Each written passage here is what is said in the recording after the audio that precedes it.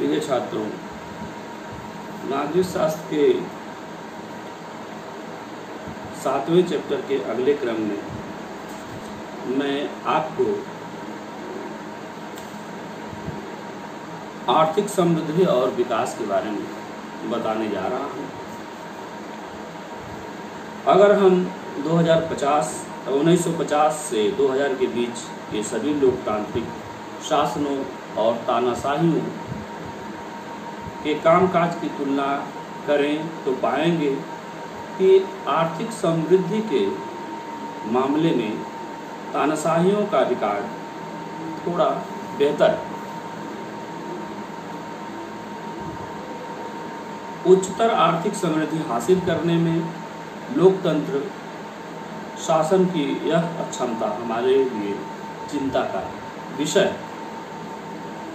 पर अकेले इसी कारण से हम लोकतंत्र को खारिज नहीं कर सकते। जैसा कि आपने अर्थशास्त्र में पढ़ा होगा कि आर्थिक विकास कई कारकों, मसलन देश की जनसंख्या के आकार, वैश्विक स्थिति, अन्य देशों से सहयोग और देशों द्वारा तय की गई प्राथमिकताओं पर निर्भर करता है।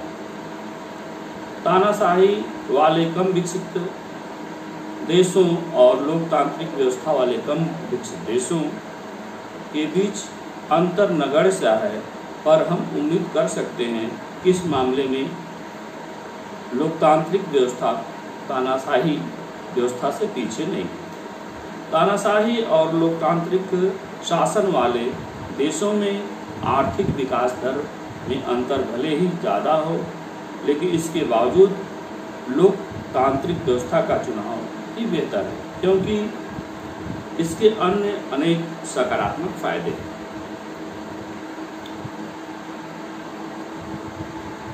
लोकतंत्र की आर्थिक उपलब्धियां।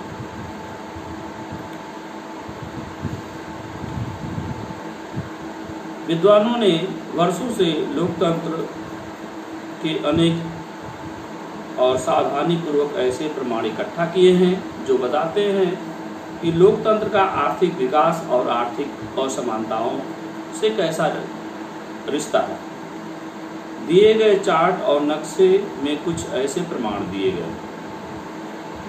चार्ट 1 बताता है कि आर्थिक विकास के मामले में तानाशाहियों का रिकॉर्ड थोड़ा बेहतर है, लेकिन जब हम सिर्फ गरीब मुल्कों का ही रिकॉर्ड तुलना करते हैं तो अंतर लगभग समाप्त सा हो जाता है, यानी नगण्य सा हो जाता है। चार्ट 2 बताता है कि लोकतांत्रिक शासन के अंदर भी भारी आर्थिक असमानता हो सकती है। दक्षिण अफ्रीका, ब्राजील जैसे देशों में ऊपरी फीसदी लोगों का कुल राष्ट्रीय आय में